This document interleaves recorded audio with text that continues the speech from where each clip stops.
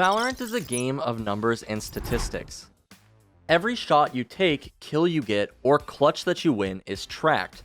You will get called out in your ranked matches for being the bottom of the leaderboard. But if your goal each game is only to win, why do people get so caught up in your stats? Kills do not matter.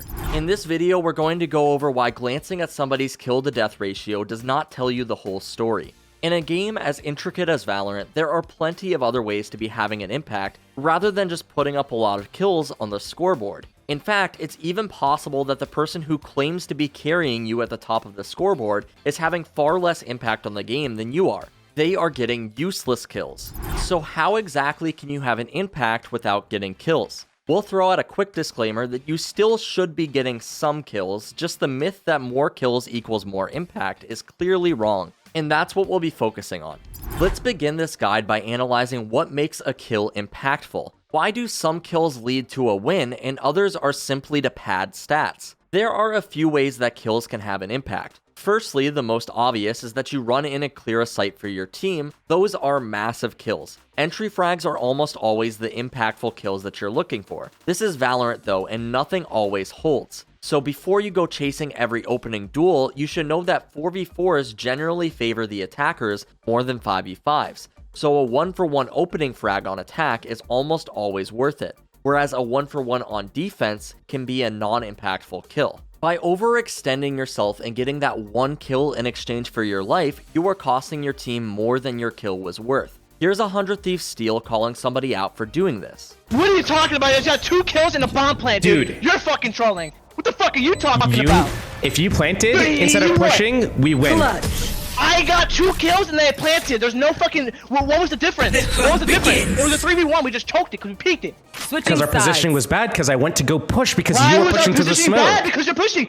Alright, I think you get the point here. Because his teammate overextended a bit too far, it put his teammates in a really awkward position to play off of him, and it resulted in him hurting his team in the end. Now that we've covered entry frags though, let's look at another type of kills that are impactful. Any kill that helps seal a round or give your team a better chance of winning that round is impactful. However, a kill that does not contribute to a round win or advantage is not always useless. The final thing to consider is Valorant's complex economy. If you do considerable damage, even in a losing round, you are having impact. So getting 3 kills in a 1v5 can matter, but it depends on the situation. If all the enemies have 7,000 or more in the bank, then they absolutely do not matter. They have more than enough money and you are hardly making a dent in their economy. They'll just buy up next round anyway. Finally, hunting kills when your team has huge advantages simply is not worth it. You may close out a round, but allowing a crippled enemy to isolate a fight with you only gives them a better chance of winning. The only exception to this being when the enemy's economy is hurting and you want to make sure that they can't save a gun. But if this isn't the case, essentially you are giving them a lifeline when your team could just play together and close it out. What's really important in the game, as you'll start to see, is making sure that you have solid fundamentals, and then naturally the kills that are important will come to you. These are the things that we teach in full throughout the courses on our website, which are tuned specifically to teach you the things that you need to learn. This is also all backed by our rank improvement guarantee, meaning that if you don't see the improvement that you're looking for, it's literally no risk. There is tons of new content being added to the website weekly, so if you're looking for that extra boost to bring your game to the next level, be sure to check out SkillCapped.com, link in the description below. But let's get back to the video. Now that we know when kills have impact, let's get a look at why kill count doesn't matter at the end of a game. KD alone can't fully reflect who's helping their team win. Utility and positioning have the potential to change a round more than any kill possibly would. Well, a gravity well being there changes the game completely, right? Because you no longer have to deny vision. You no longer have to wait for something to land. You can just be the first one there. It's a good idea because now you have changed fundamentally. Pretty much, you've essentially changed the location of the barrier. Unless someone's gonna like dash past it or TP past it or, you know, just ignore your utility, which they could do.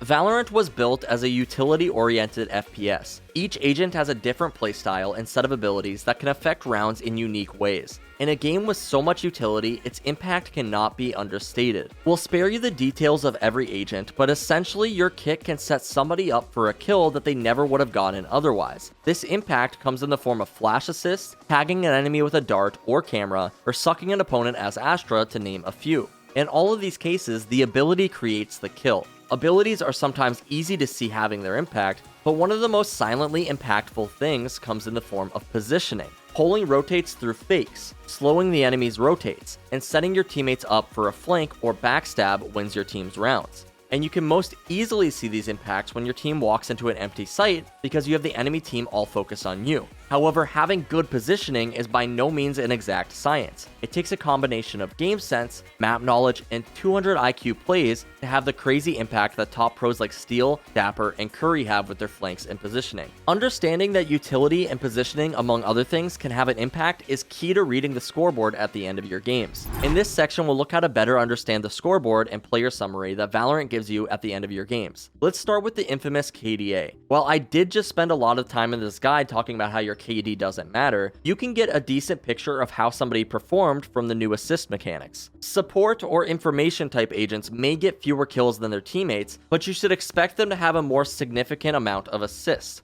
A Sova or an Astra, for example, can absolutely end a game with single-digit kills while still having a high impact. It's hard to give an exact number given the varying lengths of games, but a good idea is that double-digit assists means that you're having a decent impact. Looking past KDA, some other important metrics to keep track of are ADR, this means average damage per round, first bloods, and average combat score. First bloods are extremely important and often lead to round wins. A high kill count player with little to no first bloods often indicates useless kills. ADR, however, is a solid metric that shows your damage throughout the game rather than kills. This stat will highlight a Sova or Raze who are consistently hitting their darts or nades to weaken the enemies for their team. A quick rule of thumb here is that anything over 150 is excellent. So next time you're mad at your teammates at the bottom of the scoreboard, check these stats to see if they were having an impact elsewhere. Finally, now that we've seen all of the ways in which you can have an impact, let's use this info to help you rank up.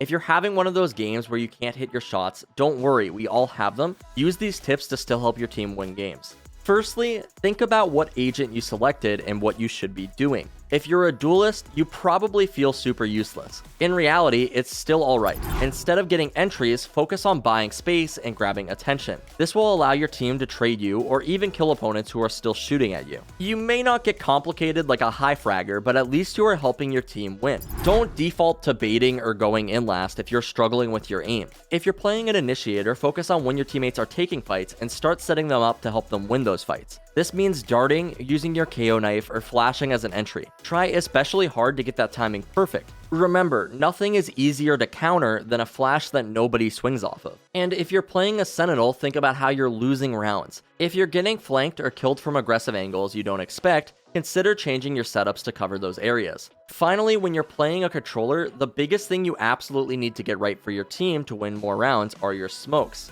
Make sure that all of the most common entries and angles are getting smoked right as your team is entrying. Just like initiators, timing is key. You don't want your smokes to be fading early while taking the site, or popping late and allowing an operator to get a free kill.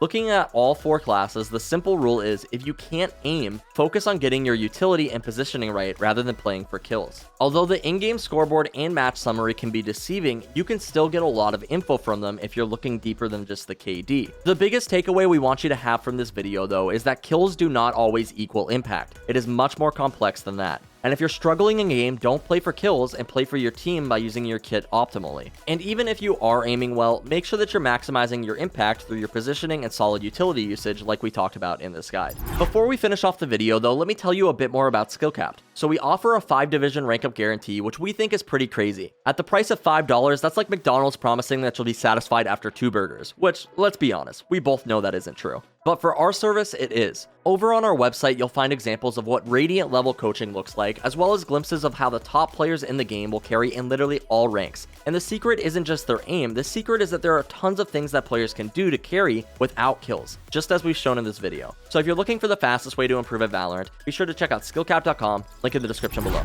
Thank you all for watching, and we'll catch you in the next one.